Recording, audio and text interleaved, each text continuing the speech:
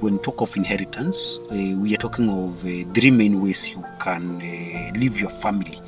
Number one, you can leave them intestate, meaning that you never drew anything or you never set up anything for that case, so that the moment you're no longer there, they can take over your properties.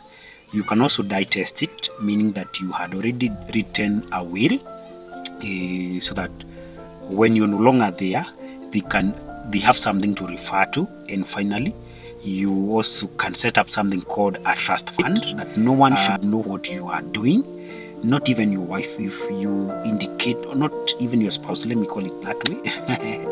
Yeah, so that we can start this journey. It's a safer way of saying or telling your family that I love you.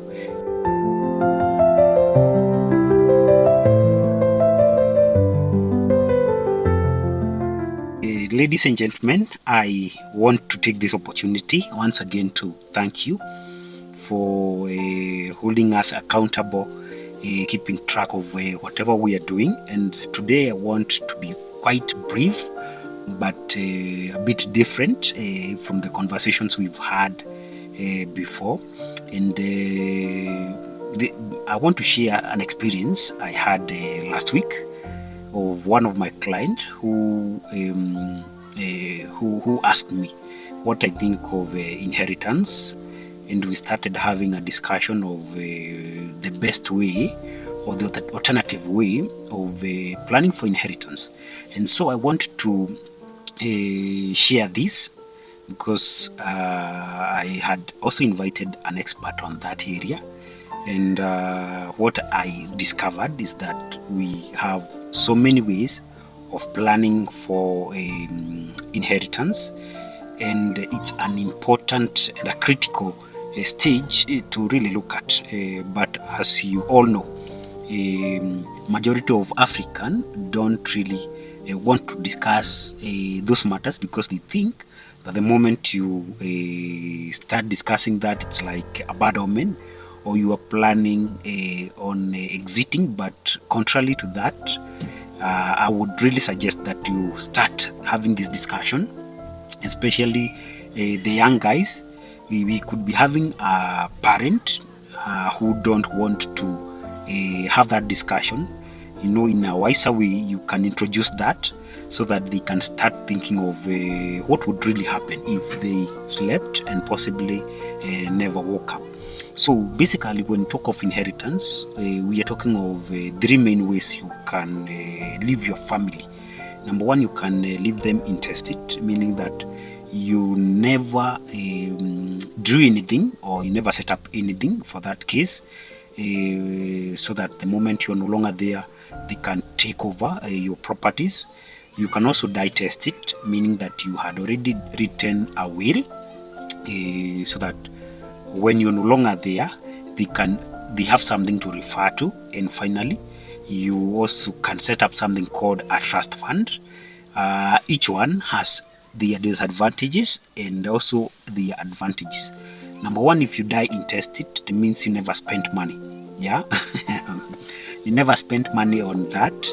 And the disadvantage of it is that there will be chaos, sometimes even domestic violence, because each one is claiming that my dad loved me more, so I ought to have a bigger share.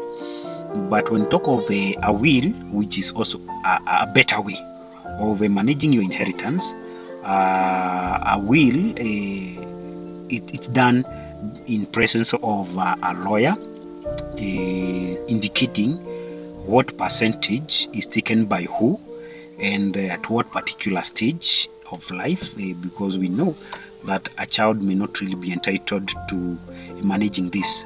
However, a will gives it's more prone to misuse, because each child or each beneficiary will come with their own kind of a will. They say, this is what my dad gave me. The other one comes with the same kind of a script, and that is what we are also avoiding. Sometimes we could be having a very good will. Unfortunately, after the death of either the matriarch or the patriarch, you will find that other people crop up from nowhere, and they claim also to be the beneficiary. So the entire process is hijacked, and it's taken to a court of law, and that becomes very, very expensive. You find that the entire process will cost quite a significant amount of money,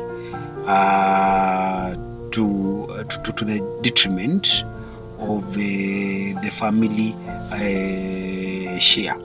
So the other obvious alternative is something that majority of Africans have not really embraced, but maybe it's out of ignorance, or they really have an opportunity to have that. It's actually considered to be for the rich, and it's something called a trust fund.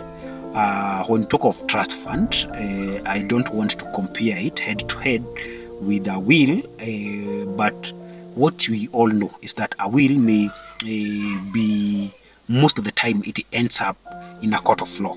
So there are a lot of public attention. So even people who never had interest in that, you will find them coming to snooze, and they want a share of that. But when you talk of trust or trust fund, basically it's a scheme you set up so that whatever you have cannot be discussed, number one, in public, and number two, the instructions must be followed to the letter. So a trust fund, you set it up, and then you give that, you give the rights to another person called a trustee. Now the trustee shares whatever is in the trust to the designated beneficiary. So we have three parties. We have the person who owns, the trustees, and the beneficiary. The beauty about the trust fund is that you don't necessarily need to be related so that to benefit from a trust, and basically the trustee have no right whatsoever to change. They cannot change the content that is in that document. So number one, a trust fund can be set up in form of a cash trust, or something called a family trust. So for cash, it only deals with money related investments or money related assets. When you talk of a family trust fund, it deals with everything from businesses, from property, cash. So it's more of a comprehensive cover, and you get to say, or the person drawing the trust or creating the trust gets to say the purpose of this money. If you have, let's say, 100 million under the trust, that money, as the person who is creating this scheme, you can decide not to give that amount of money as a lump sum to the beneficiary. You can actually let the trustees every month give something monthly. Maybe it could be for education, because you can set it up as an education trust, medical bills or medical covers, so that you don't have to worry about the education of your grandchildren and great-grandchildren. So it's quite simple to set up. At the same time, it gives you kind of control, because when you are alive, you have that liberty of changing. You can draw in some money, and the money is still growing, because the money where it is put, it is always invested in a very, very secure kind of portfolios. So what we do is that we help you to choose the type of trust fund you want. You can either do a revocable trust. That means that now and then you can change it to suit your needs and the needs of your children and possibly your grandchildren. We also do the irrevocable trust, which means that you've given the 100% right to the trustee, that even you can't really change the purpose of that. So one thing is for sure, because a trust fund is a scheme that is set up in private, no one have a right to know what you wrote, and you cannot change, not the beneficiaries, not the trustee. The trustee cannot change it. the beneficiaries cannot come claiming that I ought to be in that. I want to have a higher percentage than what is dictated in that document. So what we do is that because it's a private document, we help you design the trust fund depending with your preference and possibly what you find is most important to your family. And if it's business, if it's properties, we can help you manage all that, and we strictly follow what you put as instructions. But because this is just an introduction and I didn't want to go into details because it has a lot of clauses, I want you to ask me any question related to a trust fund through this number 0719 265 155. You can always reach me via my email address, which is elijahmwai37@gmail.com. And if you want to book an appointment, you can equally use the same number. We can do it either virtually or physically if you want, so that we can start this process, which is more cost effective in the long run, which is more private, that no one should know what you are doing, not even your wife, if you indicate, or not even your spouse, let me call it that way.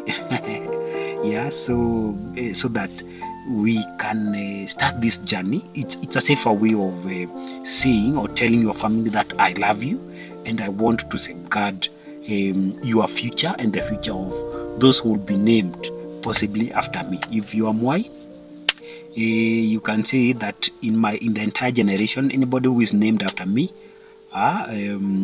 will have this. But that one is on a lighter note. So I expect your questions. So guys, I want to thank you, and in case of anything, feel free to engage us. We at KIH, or Kenya Insurance Hub, we are always delighted to have this discussion, because you can never have them anywhere. Thank you, and God bless you.